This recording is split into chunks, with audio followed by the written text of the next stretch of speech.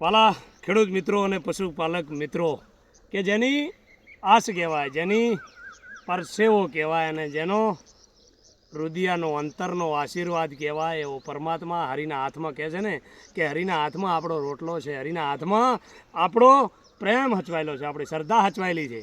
એવી જ રીતે બધાને અરજ કરું છું કે એક ખડ વગર વગડો હોનો અને વગડો વરસાદ વગર હોનો અને વરસાદ તમારા બધાના આશીર્વાદ વગર વરસાદ હોનો. તો એવા આશીર્વાદને એવી લાગણીના લીધે પરમાત્માને અરજ કરજો કે ઉપરવાળો આવે નેચો અને હજારો પંખીઓ, હજારો પશુ પક્ષી કે જે એની મીટ માંડીને બેઠા છે, એની રાહ જોઈને બેઠા છે.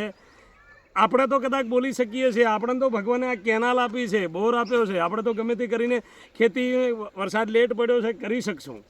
પણ જેના માળા વિખેલા છે, જેમણે નવા માળા બાંધવાના છે, એવા અમૂંગા પશુ પક્ષી જે માગી નથી શકતા, કે જે બોલી નથી શકતા, અને આજે 45 ડિગ્રીમાં માટીમાં રાતના રજળતા કે એમની આશાઓને જીવંત રાખે એવી પ્રાર્થના કરજો કે ભોળોનાથ પરમાત્મા મારો હરિ તમારી અરજ સાંભળીને ખેડૂતોની હજારોના કે જે સપના જોયેલા છે, જે કેટલાય બાળકોની ફીઓ અધૂરી હજી રહી છે, એ ફીઓ ભરાઈ જાય, એમના છોકરા નવી સ્કૂલે ચાલુ થઈ ગયા છે, એમનો એક નવો વળાંક આવે અને ઘરમાં એક સુખનો રોટલો ચાલુ થાય.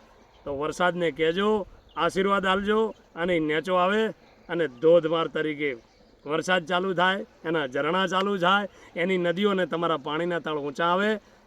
એ આશાએથી આજે બધાને જાજા રામ રામ છે.